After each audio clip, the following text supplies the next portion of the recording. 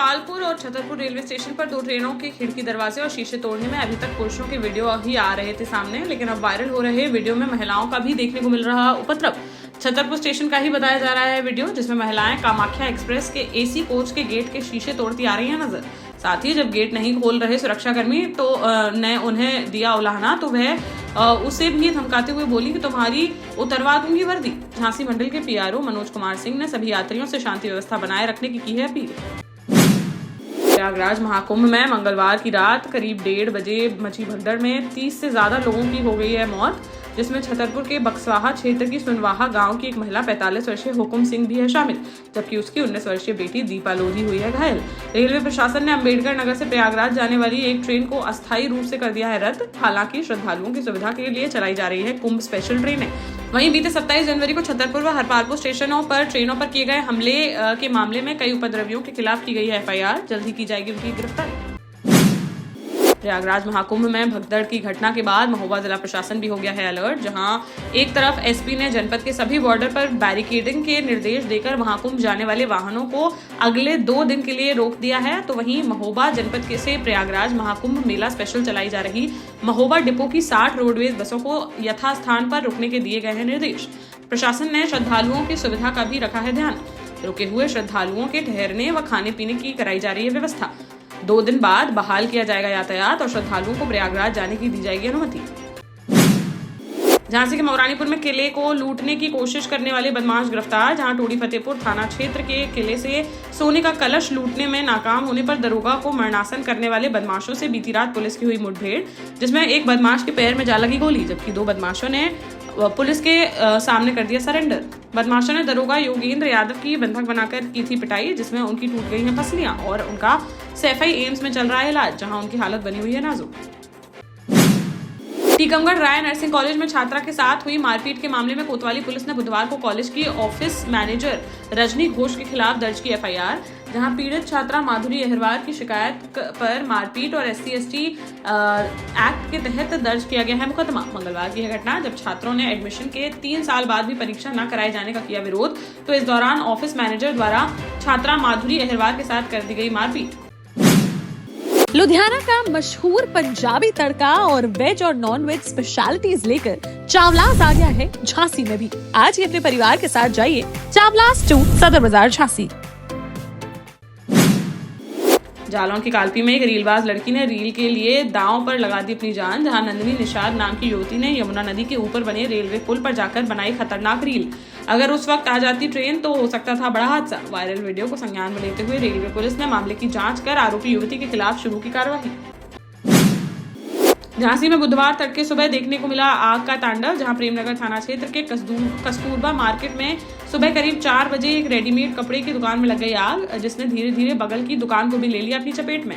आग की लपटें देख क्षेत्र में मचा हड़कंप। मौके पर पहुंची पुलिस व फायर ब्रिगेड की टीम ने 2 घंटे की कड़ी मशक्कत के बाद आग पर पाया काबू, लेकिन तब तक दोनों दुकानों में रखा करीब 25 लाख से अधिक का सामान जलकर हो चुका था खाक।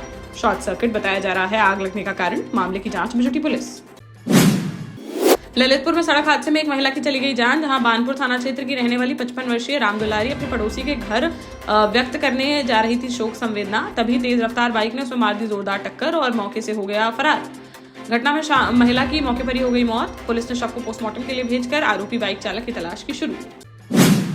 बांदा में कुछ अज्ञात लोगों ने सांप्रदायिक माहौल बिगाड़ने का किया प्रयास, जहां नगर कोतवाली थाना क्षेत्र के आजाद नगर मोहल्ले में स्थित एक मस्जिद की दीवारों और मुख्य द्वार पर गेरुआ रंग से लिखा गया जय श्री राम और बनाए गए स्वास्तिक चिन्ह। सुबह की नमाज के बाद जब लोगों ने देखा यह तो तुरंत पुलिस को दी सूचना। मौके पर पहुंची पुलिस अधीक्षक ने स्थिति को संभालते हुए तत्काल मस्जिद की दीवारों को कराया साफ और अराजक तत्वों की पहचान कर कार्रवाई के दिए निर्देश। बुधवार को झांसी पहुंची राज्य महिला आयोग की उपाध्यक्ष चारू चौधरी ने महिला अस्पताल का किया निरीक्षण। इस दौरान उन्होंने अस्पताल में सभी व्यवस्थाओं का लिया जायजा। इसके बाद प्रसूताओं और उनके तीमारदारों से की बातचीत। वहीं मीडिया से बातचीत में उन्होंने कहा कि अस्पताल सुविधाएं और सफाई व्यवस्था है अच्छी, लेकिन यह मरीज कोई भी सवाल पूछने पर दे रहे थे पहले से निर्धारित जवाब। वह कुछ भी पूछने पर केवल हाँ में दे रहे थे उत्तर, जो है अप्रत्याशित। इसकी कराई जाएगी जांच। महोबा के अकोना गांव स्थित सरकारी मूंगफली खरीद केंद्र पर किसानों ने शुरू कर दिया है अनिश्चितकालीन धरना, जहां जय जवान जय किसान एसोसिएशन के जिलाध्यक्ष गुलाब सिंह कुशवाहा के नेतृत्व में किया जा रहा है यह धरना। जिसमें किसानों का आरोप है कि केंद्र पर प्रति क्विंटल 1000 से 1500 रुपए तक की जा रही है अवैध वसूली। रजिस्ट्रेशन और टोकन लेने के बावजूद 270 किसानों की अभी तक नहीं खरीदी गई है मूंगफली। किसानों ने प्रमुख 5 मांगों को लेकर कहा कि जब तक नहीं मानी जाती उनकी मांगें, तब तक उनका यह धरना प्रदर्शन रहेगा जारी। टीकमगढ़ में भी प्रयागराज महाकुंभ मेले में हुए हादसे का देखने को मिला असर, जहां बुधवार दोपहर टीकमगढ़ पहुंची कुंभ मेला स्पेशल ट्रेन में नहीं बैठा एक भी यात्री। स्टेशन पर करीब आधे घंटे तक खड़ी रहने के बाद ट्रेन को खाली ही प्रयागराज के लिए कर दिया गया रवाना। निवाड़ी जिले के पृथ्वीपुर में विकास खंड शिक्षा अधिकारी कार्यालय में सहायक ग्रेड 2 के पद पर कार्यरत काशीराम प्रजापति की 22 जनवरी को हो गई थी मौत, जिनका जामनी नदी के सेवारी पुल के पास स्कूटी के साथ पड़ा मिला शव। घटनास्थल से एक शराब की बोतल व 3 डिस्पोजल ग्लास किए गए बरामद। मृतक के बेटे उपेंद्र प्रजापति ने कहा कि 5 दिन बीत जाने के बाद भी पुलिस ने नहीं की है ठोस कार्रवाई, जिससे हत्यारे सबूतों को कर सकते हैं नष्ट। परिजनों ने कलेक्टर और एसपी को ज्ञापन देकर मामले की सीबीआई जांच कराए जाने की उठाई मांग। झांसी में हुए एक्सीडेंट में एक ढाबा कर्मचारी की हो गई दर्दनाक मौत, जहां टीकमगढ़ के खजरी गांव का रहने वाला 37 वर्षीय पुष्पेंद्र सिंह खोड़न में शिवपुरी हाईवे किनारे एक ढाबे पर करता था काम। तो ढाबा से देने जा रहा था कहीं ऑर्डर, तभी किसी अज्ञात वाहन ने उसे मार दी टक्कर, जिसका सड़क किनारे पड़ा मिला शव। पुलिस ने पहचान कर परिजनों को दी सूचना, जिससे मां का रो रो कर हुआ बुरा हाल। वहीं हादसे के बाद ढाबा मालिक परिजनों की लेने नहीं पहुंचा खैर खबर, जिसको लेकर परिजनों में देखने को मिल रहा भारी आक्रोश, और वह हादसे पर भी खड़े कर रहे हैं सवाल। शव को पोस्टमार्टम के लिए भेजकर मामले की जांच में जुटी पुलिस।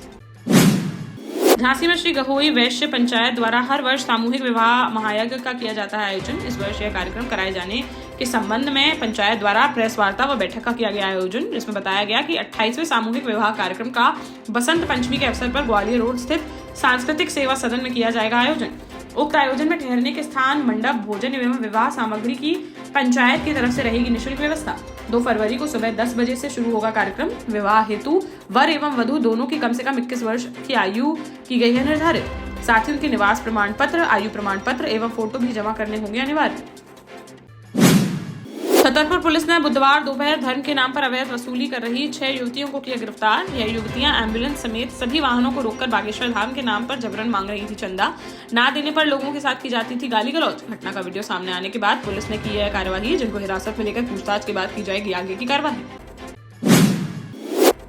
हमीरपुर में 2 अलग अलग विद्यालयों के छात्रों के बीच एक फोटो को लेकर हुए विवाद ने ले लिया हिंसक रूप, जहां 26 जनवरी को खिंची एक तस्वीर का है मामला, जिसमें 11वीं कक्षा का एक छात्र अपनी शिक्षिका के साथ आ रहा था नजर। इस फोटो को दूसरे विद्यालय के 12वीं कक्षा के एक छात्र ने कर दिया वायरल, जिसका उक्त छात्र ने किया विरोध, तो दोनों के बीच हो गया विवाद, जिसमें 12वीं के छात्र ने पहले की मारपीट, फिर 11वीं के छात्र पर चाकू से बोल दिया हमला, जिसमें वह गंभीर रूप से हो गया घायल, जिसे अस्पताल में कराया गया भर्ती। मामले की जांच में जुटी पुलिस।